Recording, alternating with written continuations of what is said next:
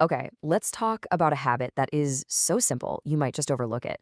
But trust me, it could completely reframe your entire week. It's called the Friday 15, and it's all about turning that end of week feeling into some serious momentum.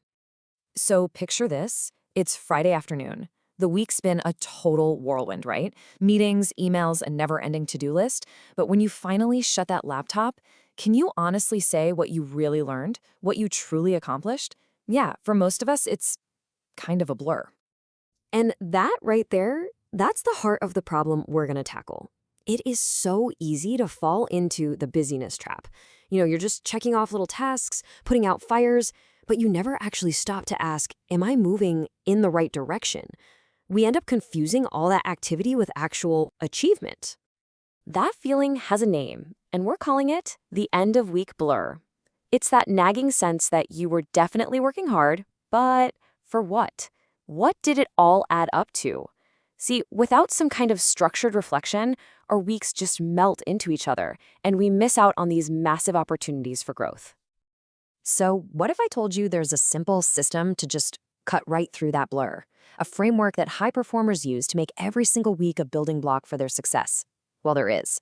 And it comes from an expert who literally studies what winners do. All right, so let's get into where this comes from. The framework was created by a guy named Andy Fell, who founded an organization called Gift 631. Now, after spending 20 years in senior leadership roles, he basically started this company with one mission: to give people and businesses strategies that are simple, practical, and, this is the big one, actually actionable. And believe me, his methods get results. Just look at this quote from Cassie Waller, who's the CEO of Santander Asset Management UK. She says he challenged her team to transform how we approach our work simply and consistently. And those two words right there, simply and consistently, that's the magic formula. So, without further ado, here it is. It's called the Friday 15. It's a quick 15-minute reflection you do every week, and it's broken down into three super simple parts. What was your best moment? What was your most challenging experience? And what's your number one focus for the next week? Okay, let's dive into that first part. It all starts with the positive. Instead of just letting a great moment fade away, this framework forces you to stop, analyze it, and figure out, hey, how could I make more of that happen? It's basically positive psychology 101. You're training your brain to spot the wins, to recognize what success actually feels like. So, how do you do it? With these four questions. See, you don't just say what the best thing was. You have to dig deeper and ask why it was the best. Then you pull out a lesson from it.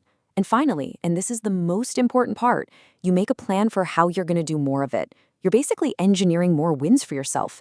It's brilliant. All right, next up, we've got to talk about the tough stuff. But the way we approach this is absolutely critical. This is not about beating yourself up over failures. No way.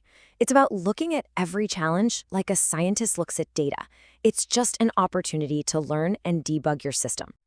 And you'll notice the questions here are pretty much a mirror image of the first set. What was the most challenging thing? Why was it so hard? What did you learn? And again, that all-important final question, what are you going to do to reduce the chances of it happening again? This is how you turn frustration into a real forward-looking strategy. Okay, so you've celebrated your wins, you've learned from your challenges, now for the final piece of the puzzle. This is where you take all those juicy insights and aim them squarely at the future. This is what makes the Friday 15 more than just navel-gazing. It becomes a powerful planning tool. Now, this part requires you to be ruthless. You have to pick the single most important thing for next week, not a list of 5 things, just one. And then you ask yourself, why is this so important? Who do I need help from? And the killer question, when is it scheduled in my calendar? Because let's be real, an unscheduled priority is just a wish. And that last question leads us to this number right here, 40 to 50%. What is that? Well, when Andy Fell asks his clients, we're talking high-level executives, is your number one priority for next week actually scheduled in your calendar? Almost half of them say no. Isn't that wild? And that really gets to the core of this whole thing. Fell's philosophy boils down to a simple, powerful truth. So often, our most important work gets pushed aside for things that feel more urgent.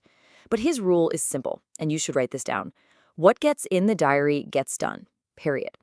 So how do you actually do this? It's seriously so simple.